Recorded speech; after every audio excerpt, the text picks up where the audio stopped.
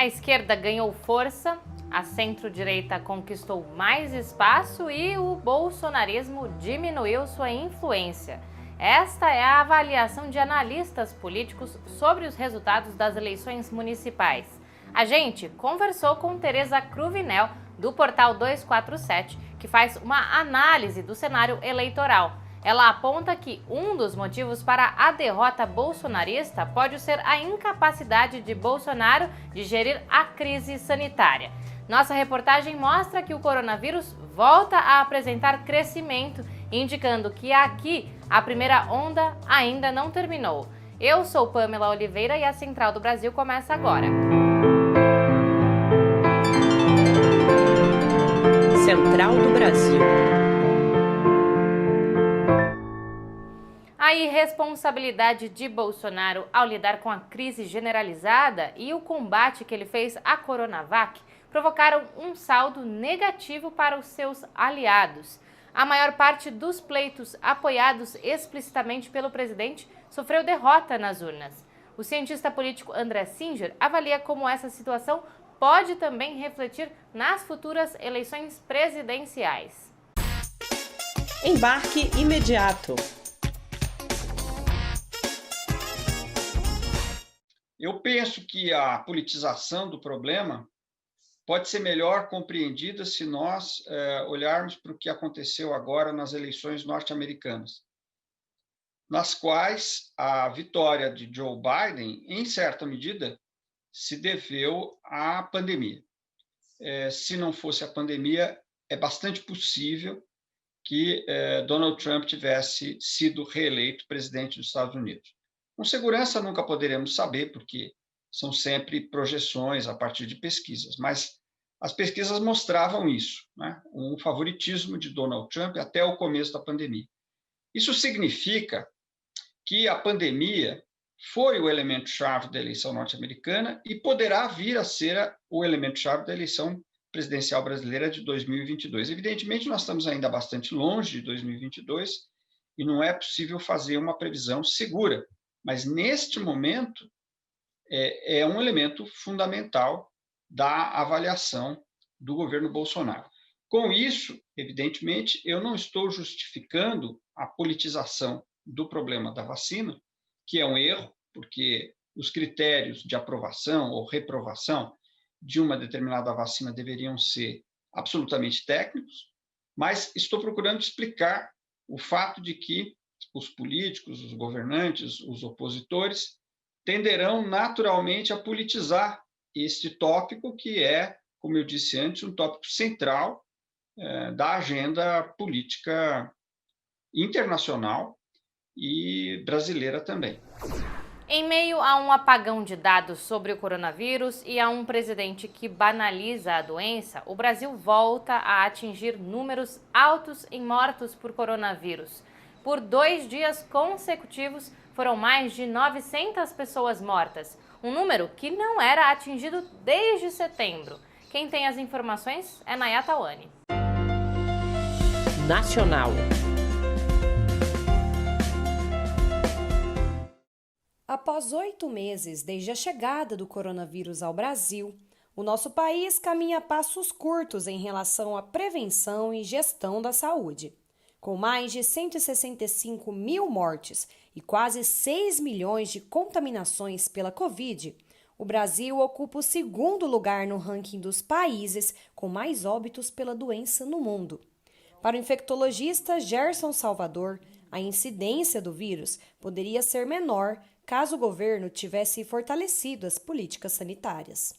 Nosso governo federal, principalmente, ao invés de centrar esforços na vigilância de aeroportos, fazer pacto com os governos dos estados e municípios para fazer testes e rastreamento de contato, ao invés de oferecer tecnologias para os governos estaduais e municipais enfrentarem a Covid-19, o governo federal, na figura do presidente, principalmente, minimizou a crise.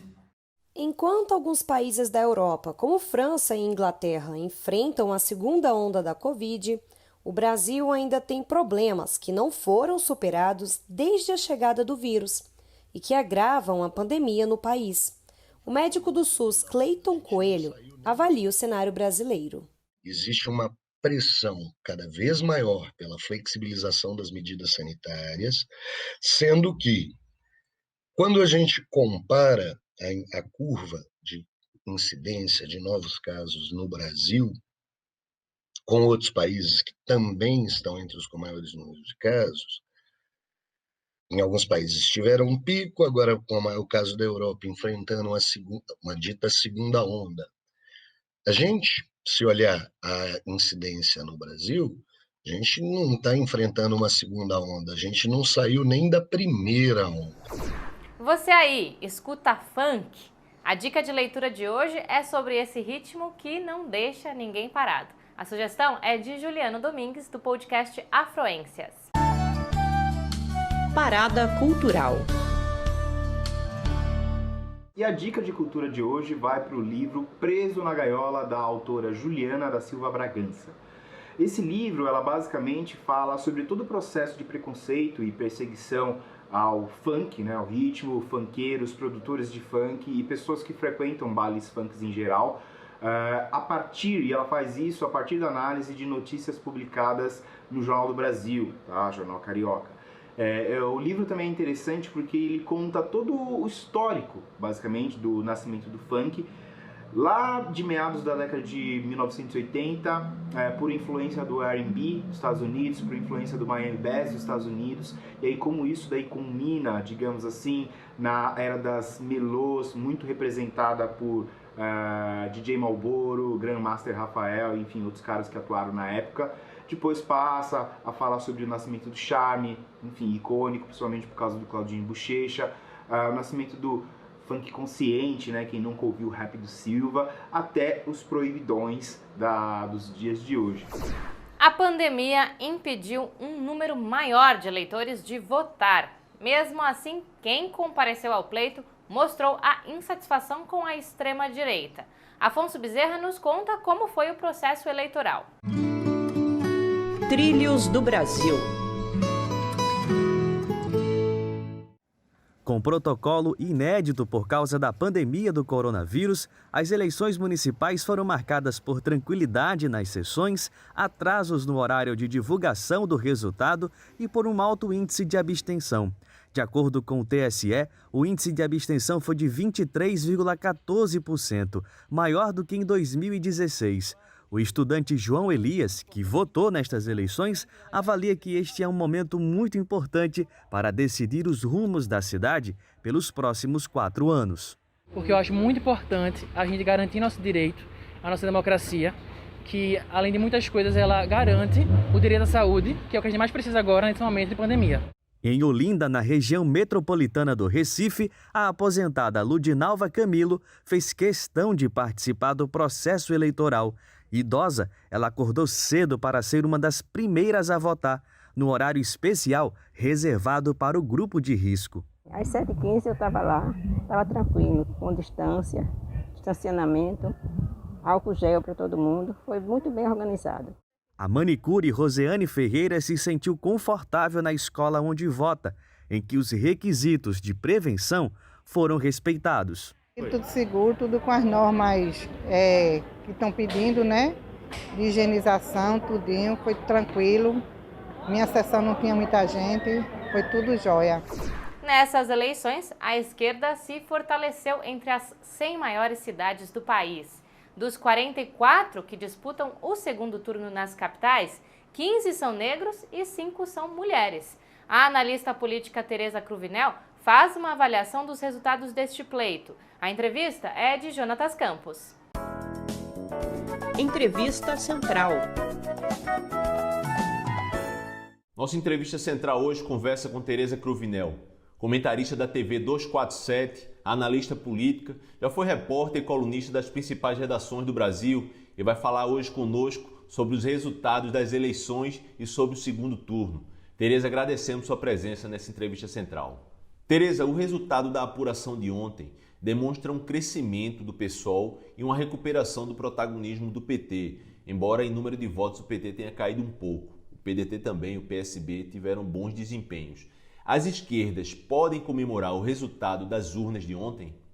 Podem sim, Jonatas. Apesar de toda a louvação do predomínio da direita neoliberal ou não bolsonarista, as esquerdas têm o que celebrar, sobretudo se você considerar de onde vem, que é da tsunami de extrema-direita, né? O PSOL teve excelentes resultados aí, sobretudo com Boulos em São Paulo, e apesar do discurso de que o PT saiu muito derrotado, o PT, como você disse, recuperou protagonismo, pode não ter recuperado o mesmo número de prefeituras, mas não fez cumprir a profecia de que seria destruído. Então, para o PT, isso é muito importante. Ele venceu o antipetismo, né? Conseguiu estar aí com vitórias importantes. Vamos ver no segundo turno se ele elege os dois candidatos que foram levados ao segundo turno. E, Tereza, ao mesmo tempo, houve uma hegemonia eleitoral vitoriosa dos partidos de centro e da direita tradicional. Juntando Centrão, DEM, PSDB, MDB, temos aí quase 2/3 dos prefeitos eleitos. Quais os motivos dessa vitória eleitoral desses partidos mais tradicionais? Olha, primeiro, houve assim uma freada naquela onda de antipolítica de 2018, os partidos não prestam, ninguém presta e tal. E na medida em que a antipolítica passou essa onda, isso valorizou os partidos tradicionais, mais tradicionais, que são esses aí, conservadores, que estão aí há muitos anos, MDB, democratas, etc. Depois, com a pandemia, prefeitos que cuidaram bem de suas populações foram bem reconhecidos pela população. E como esses partidos já tinham maior número de prefeituras, eles conseguiram reeleger muitos dos seus, né, que já estavam nos cargos e que se aproximaram da população na pandemia, né? E a outra coisa é o seguinte, depois de uma onda de extrema-direita que deu a vitória ao Bolsonaro em 2018, o eleitorado que foi para a extrema-direita, ele está fazendo uma volta gradual, passando pelo centro, né? Ele não vai migrar direto para a esquerda, ele vai fazer uma trajetória aí, paulatina. E, Tereza, você citou essa questão da pandemia, né, das administrações que se, digamos, gerenciaram o caos da pandemia de uma forma que a população viu como positiva. E aí eu queria emendar essa pergunta. Quais os impactos dessa crise sanitária provocada pelo coronavírus no resultado das eleições? Olha, acho que foram muitos. A forma de fazer campanha, né, mudou e isso prejudicou principalmente a esquerda, que faz campanha mais, sabe, no corpo a corpo, na mobilização, né, na coisa assim, frente a frente. Teve coisas assim também, como a abstenção, que foi alta por causa da pandemia, e isso chama atenção para a importância de 2022, quando o futuro do Brasil estará em jogo, né, haver um chamado à maior participação. Essa eleição, Jonathan, sobretudo, ela é uma volta à normalidade, sabe? Acabou aquela coisa, aquele antipetismo de 2018, aquela polarização raivosa, gente comendo o dedo da outra, né, que teve até arranca-dedo aí daquela coisa, a tsunami de ódio. Nós estamos voltando ao normal, né, como os Estados Unidos. E na normalidade, extremismos como o bolsonarismo não sobrevivem.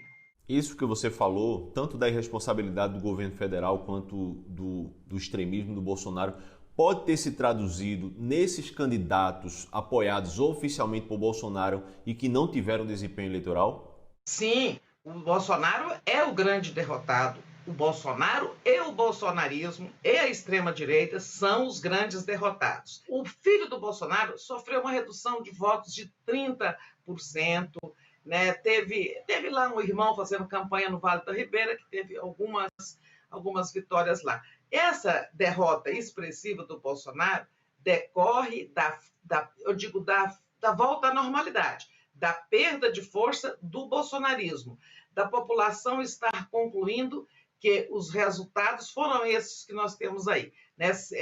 Essa mortandade com a pandemia, em grande parte porque teve um governo irresponsável, leviano, que não cuidou do seu povo.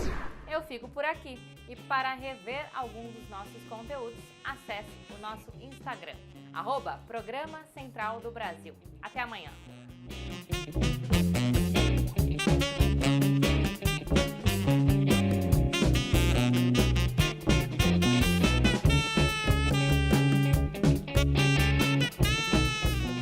Central do Brasil, a rede de comunicação dos movimentos populares.